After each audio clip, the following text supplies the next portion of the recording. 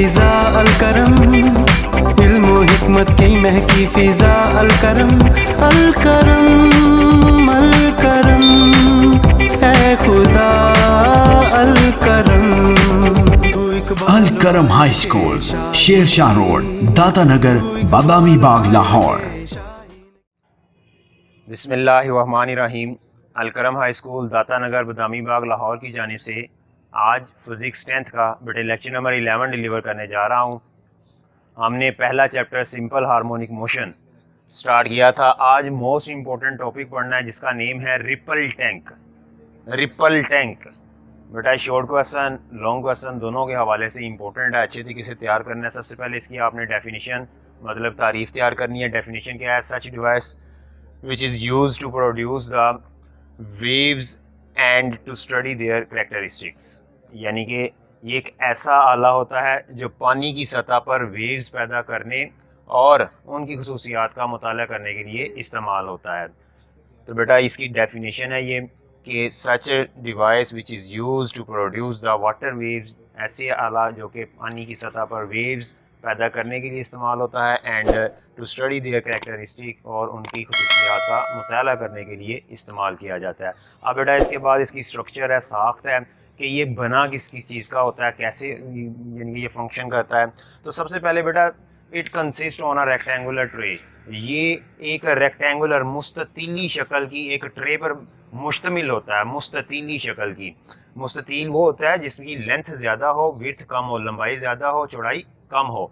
तो बेटा ये उसके ऊपर मुश्तमिल होता है, रेक्टेंगुलर ट्रे पर मुश्तमिल होता है, जिसके जो बॉटम होता है वो गिलास का बना होता है, शफाफ पैंदे का। नीचे जो उसका पैंदा होता है, नीचे वाली जो बेस होती है, नीचे वाली जो सतह होती है वो गिलास की होती है, बिल्कुल शफाफ होती है, साफ़ होती है, जिसके अंदर पानी को पोर किया जाता है, डाला जाता है। फिर बेटा उसके ऊपर जो है place near half metre above the surface of the table, और इसको हम लोग क्या करते हैं, वो जो टेबल है टेबल से तकरीबन आधा मीटर जो है वो ऊंचा रखा जाता है, आधा मीटर इसको ऊंचा रखा जाता है, और इसमें वेव्स प्रोड्यूस की जाती हैं by using the vibrator. Vibrator को इस्तेमाल करते हो। अब वाइब्रेटर क्या होता है? वाइब्रेटर हम लोग बेटा कहते हैं कि एक ऑसिलेटिंग इलेक्ट्रिक मोटर होती है, यानी कि वाइब्रेट करती हुई एक मोटर होती है। जब वो मोटर और उस मोटर को पानी की सतह, ये पानी जो ट्रे है ना बेटा, ट्रे पैंदा, उसके अंदर जो पानी डाला हुआ है उसके ऊपर वाइब्रेटर को पानी की ऊपर वाली सतह के ऊपर रखा जाता है, ताकि जब मोटर वाइब्रेट करे तो पानी की सतह के ऊपर जो है वो हम वेव्स पैदा कर सकें।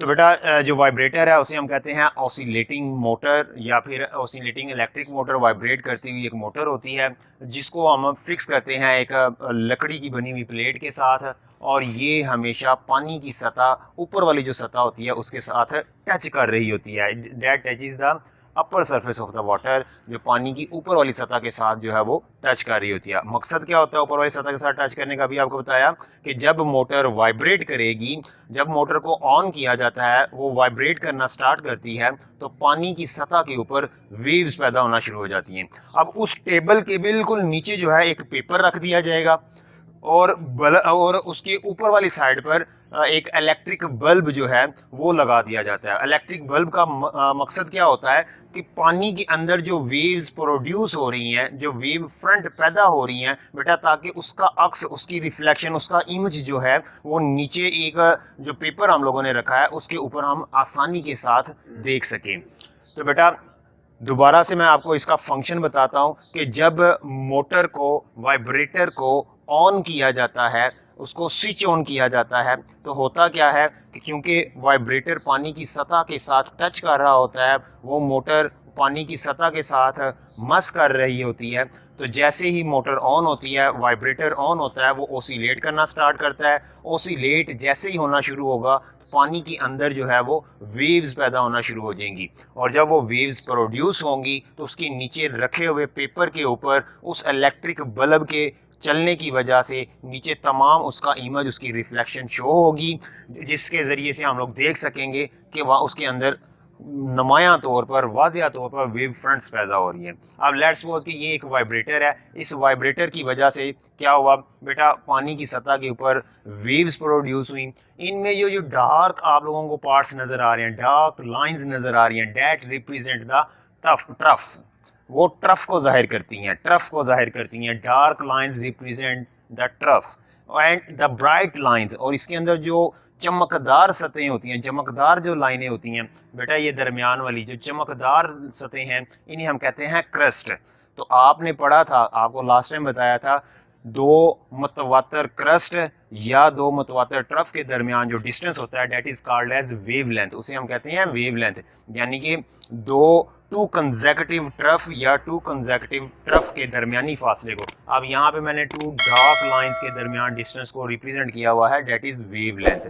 तो ये बेटा हमारा आज का टॉपिक है। घर में लाजमी तौर पर एक शीशे से बनी हुई एक ट्रे आपने लेनी है जिसके अंदर पानी डालना है और उसके ऊपर एक वाइब्रेटर को रबर बैंड के ज़रिए से उसके ऊपर लटका कर, अटैच कर कर, हैंग कर कर आपने पानी की सतह के ऊपर वेव्स प्रोड्यूस करनी है। उस टेबल के नीचे, उस जो ट्रे है उसके नीचे आपने एक सफ़ेद कागज़ को रखना है और ऊपर से बल्ब को जलाएंगे तो बेटा आपको बज़ाहरी तौर पर आप लोगों को वेव फ्रंट्स वहाँ पे नज़र आएंगी। और ये इसको हम कहते हैं, ये है ripple tank. Very important topic, अच्छे तरीके से तैयार कीजिएगा। कल हम इंशाल्लाह इसमें मज़ीद रिपल टैंक को यूज़ करते हुए रिफ्लेक्शन, रिफ्रैक्शन और डिफ्लेक्शन को हम लोग कल बयान करेंगे इंशाल्लाह।